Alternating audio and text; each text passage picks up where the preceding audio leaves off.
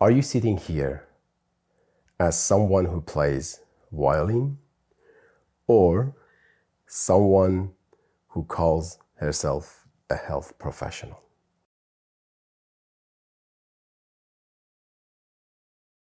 I think I could be both. It depends on it, but I'm assuming that the reason I'm sitting here today is because I'm a psychologist who plays violin sometimes. New South Wales Victims Services. What is this? What is this term? It's actually kind of like a service which is presented by the NSW government, and that's for the people who are victims of crimes or they have been impacted by it to some degree, and they are eligible to get some free counseling sessions. As a counselor or as a psychologist, do you require any certification or any criteria requirements to be someone who's helping these people? Yeah, actually, well, you need to be either a counselor or a psychologist at first place, and then there is like some procedures. You go to the website, and then like there are some forms, and you talk about your experiences and like your qualifications, and then you submit that form, and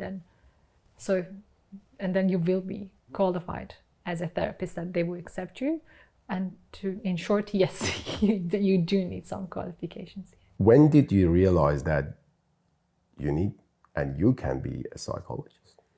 I always actually think about this, and what I remember is that since I was a kid, I care about the people around me and how they're feeling, and if they are okay or not, or how life is treating them. And I do remember myself that I was trying to do everything to make the people around me happy. As I got older and I realized what psychology is, I was really fascinated by it. And I was like, yeah, that's what I want to do. At that time, to be honest, I didn't have a good understanding of psychology does not necessarily mean that you're going to like make other people happy. But I was like, no, that's very interesting for me. I love to know other people's story. I love to know how I can be a help for them to feel not necessarily better initially, but at the end to have a better life, or to be closer to the person that they want to be. Yeah, and I think, I mean, I can talk about it till morning, but I think these were the main reason why I was really drawn into psychology. I really like the term that you have used, which people getting closer to the one they like to be. That's interesting. We, at some point, we get distance and come back to ourselves. I'd like to touch something about the communication between clinicians, between professionals and their clients, or in this case, we are talking about patients.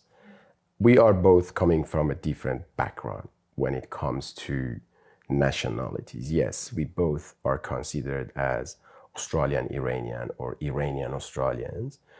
Have you ever been in a situation that you really think cultural barriers or language barriers exist in a way that you communicate with your patients or your clients?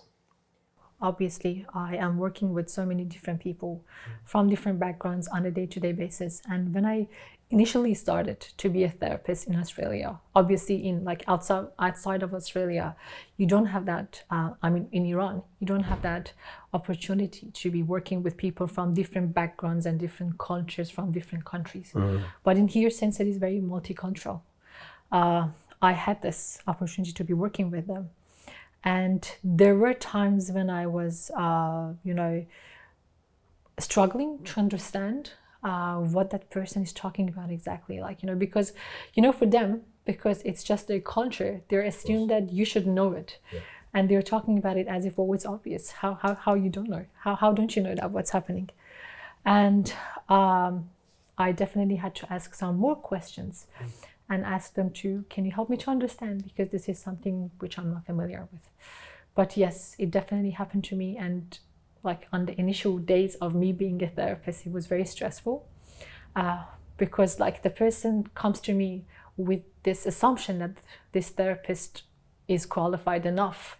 And like, you know, when there are some barriers or obstacles in communication, they will straight go to the fact that, okay, this person does not know how to do therapy, rather than thinking about here is like, you know, different cultures, different languages, not necessarily about not having the knowledge, but that difference in the culture and the language. And how do you think, sorry, I need to rephrase my questions.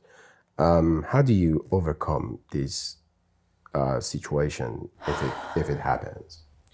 Well, with trying to be clear and talking about my own feelings with the client, not necessarily oversharing of what I'm going through, but telling them that look, I am coming from a different background. You're, for example, a different nationality, so definitely there are some misunderstandings here, and I think I will set that up from the very start of the sessions, that if that happens, I'm sorry, but I need your help, because this is like a very active dynamic between us, and I need you to help me sometimes. It's not just me who is helping you. I need your help to understand you as a person, and at the end be able to, you know, be there for you. So of course, what you're saying is that the consulting room is not a one-way street. It's a two-way street. You know, both needs to have interaction, both needs to have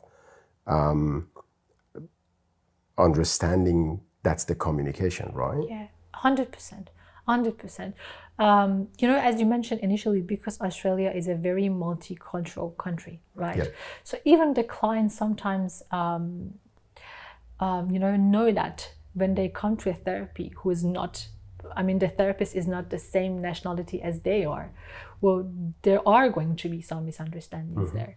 But it's just, if you try to point it out from the very start, at least they will feel safe that, okay, this person does not think that she or he is the best and knows everything, and it feels human.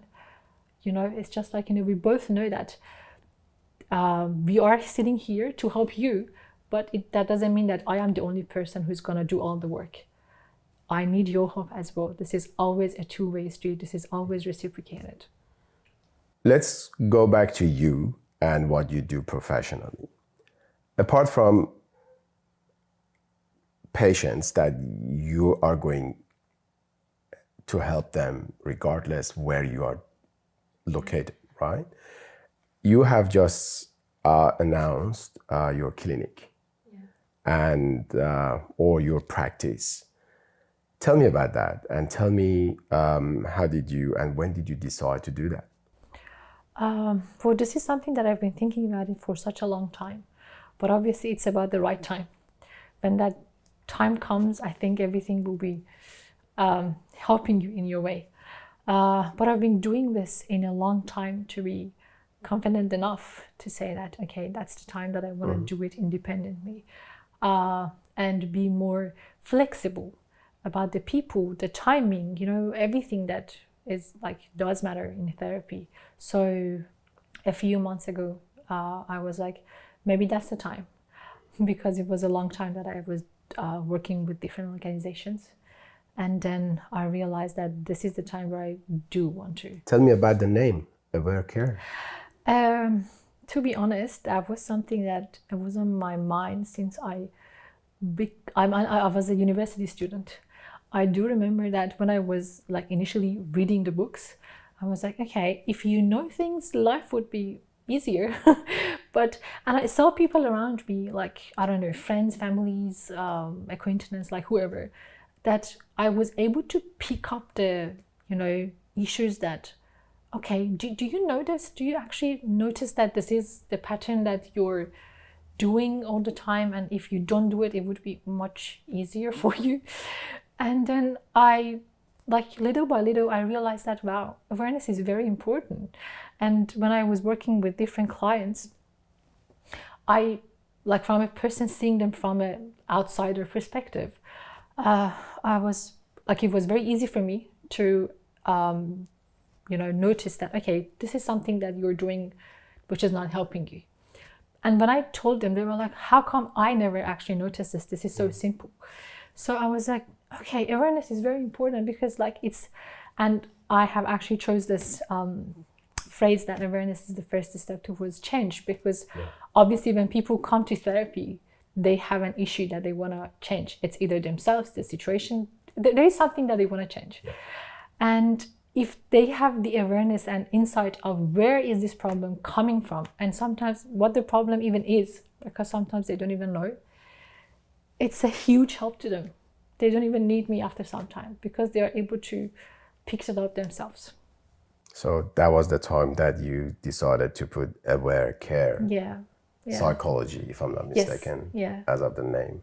Can you please tell me the dynamics between you and your patients, not knowing anything from his or her background, and this is the first session, and how do you establish the conversation and how that communication starts, because you are not quite sure how far you need to go, and they have no idea how deep they might require help. So how do you define the space at first? Well, that's a very good question, because the first session is always one of the hardest sessions, because to be a client, it does take courage to be a client, to be honest. I've been sitting on a client chair so many times myself to know that it's really hard to be a client, especially the first session. Imagine you're coming to a person that it's completely strange, you don't know them at all, and then you're going to talk about some very private and deep issues about yourself, your life, or whatever. And that's just like the intuition that you have in that moment on, okay, like, how do you think this person actually, like to open a conversation? What is more comfortable for the client rather than myself? Who doesn't know? No, they just come. I mean, sometimes we do have some of the information beforehand, before they come to the session. But when you see them for the first time, obviously you do need some, you have to allocate some time to break the ice and to build that rapport with them. But that does not necessarily mean that you're always successful. Of course, So what I personally do is that I always explain to them that this is how I run my first session. For example, I always tell them that it's like a get to know you session. So you're here and I want to know the person who's sitting in front of me. I do have some questions, obviously, but you navigate the session. You tell me which one of these questions you feel comfortable talking about, or which question you don't want to just dive in. And that's fine, because it's the space where you're going to feel safe. And but sometimes it's all about that connection that is going to be built or not.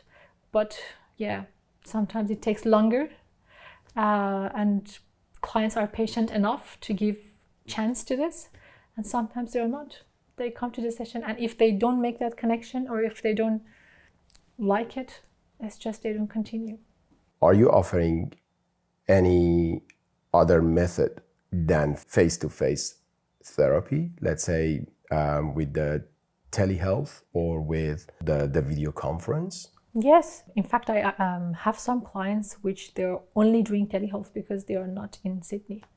So I had a lot of clients which they were, for different reasons, they wanted to do.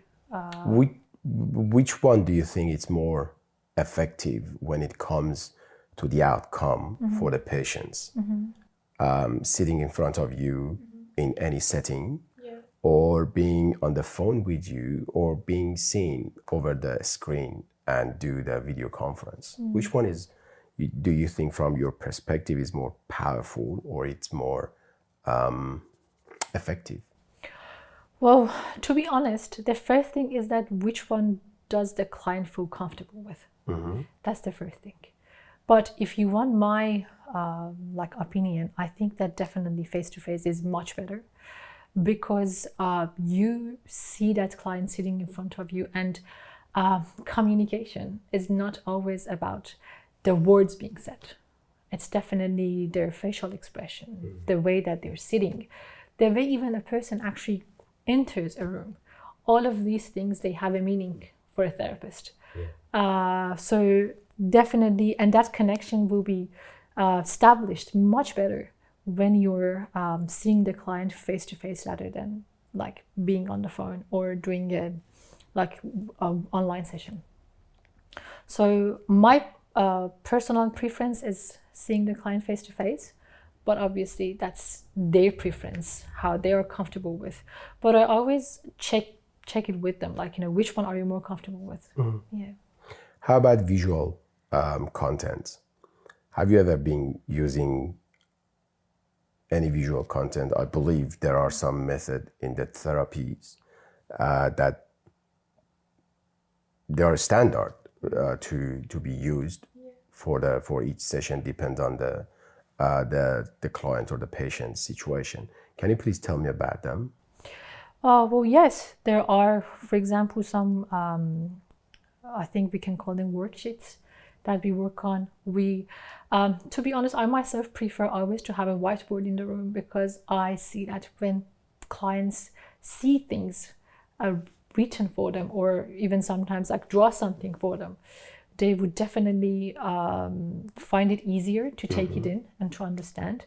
And also what is very important is that sometimes they take a photo, for example, of the whiteboard, or there are some, for example, I don't know, information that I send them like a PDF or something. Okay.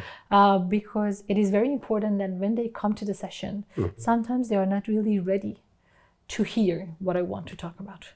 And it is very important that when those information is being delivered to the person sitting in front of me, because if it's not in the right time, definitely it's going to be a misunderstanding, and as a result, it's not going to be helpful. So I find them that if they use visual context after the session is finished, and when they are like more settled and not as intense as when they are sitting in a session, so obviously their understanding will be better of the content. It would be more helpful, and they are more able to put that into practice.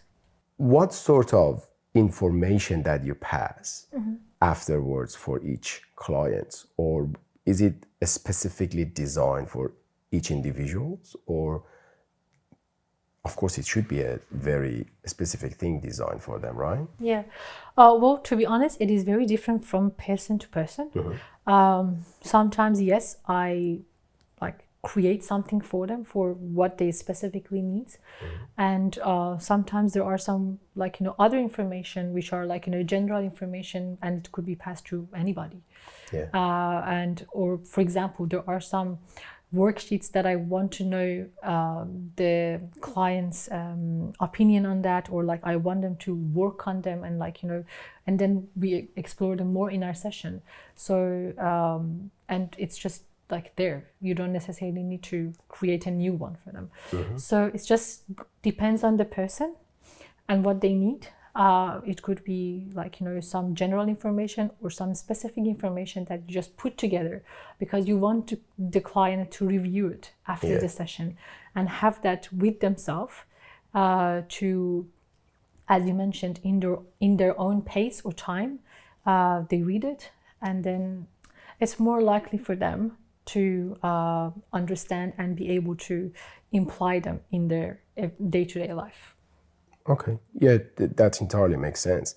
And can you please tell me, based on your experience in the last few years or couple of years that you're doing these professionally, here specifically talking in Australia, you are using different media to send information afterwards.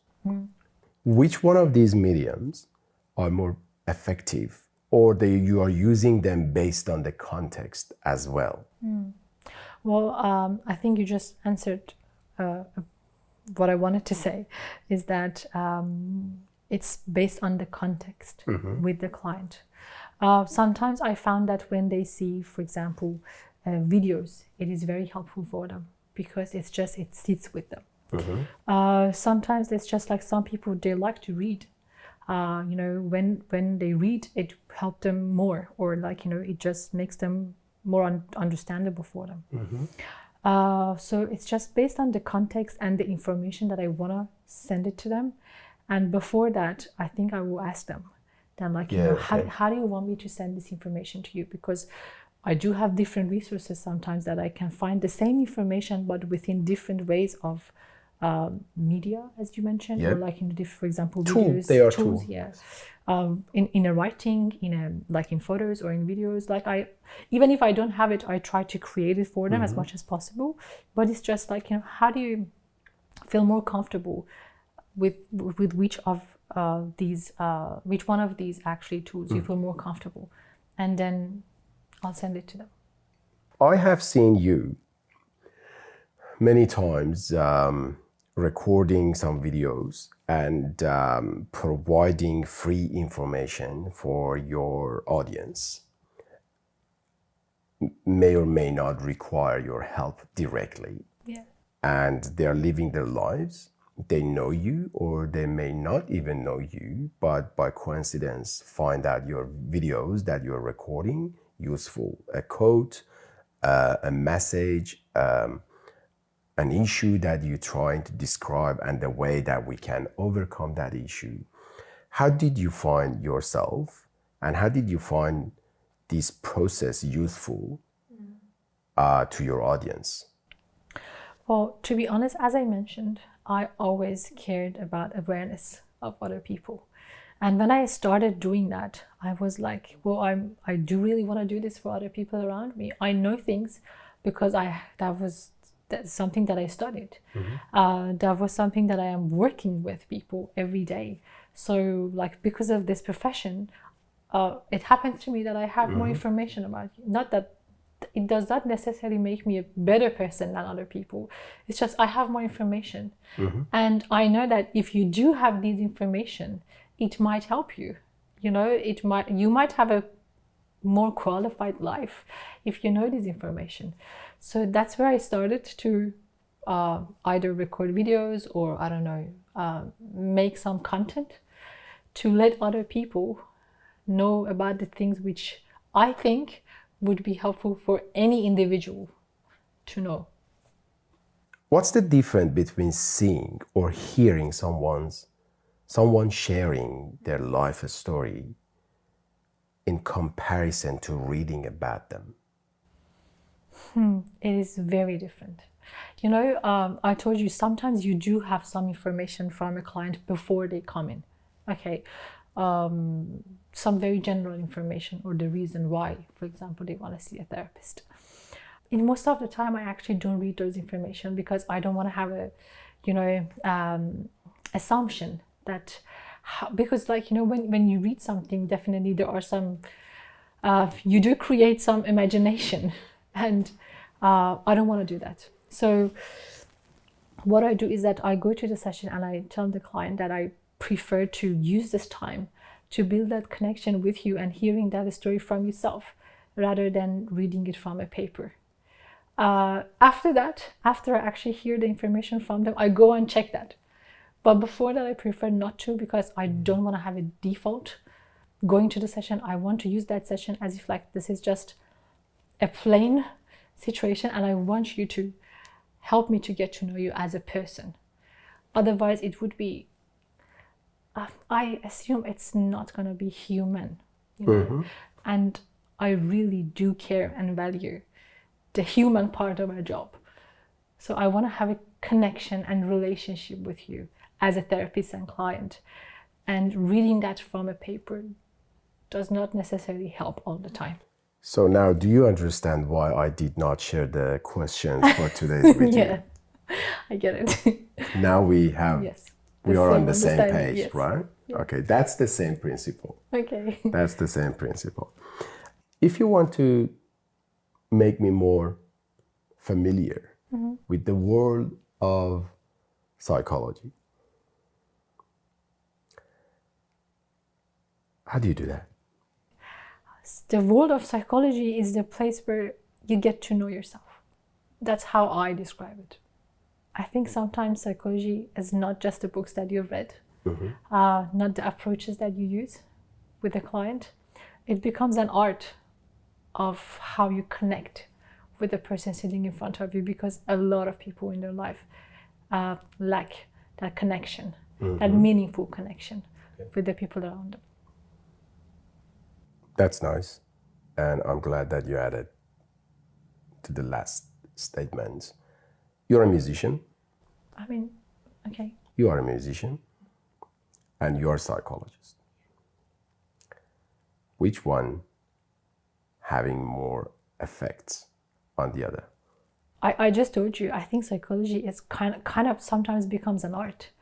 And how you try to put that into practice with a person sitting in front of you who's feeling overwhelmed, sad, angry, or whatever. And that's your, like... This is the exact reason I am creating this video series. That sometimes we are running out of words. Yeah. We are running out of proper words. Yes. Yeah. Yes, we are professional in what we do, but at some point we are going blank. Yeah, it happens so many times to me. We are talking in the healthcare context, which impacting people's health, people's life. Yes. And it is very, very important. And thank you for just forgetting that whatever words I wanted to say. That reminds me to emphasize on the importance of this conversation. Yeah, no, you're right. Yeah. I guess all of us, regardless of our background, nationalities, heritage, or whatever, language, we are living in a country that we do have that perception that this Australia is a multicultural country. Yeah.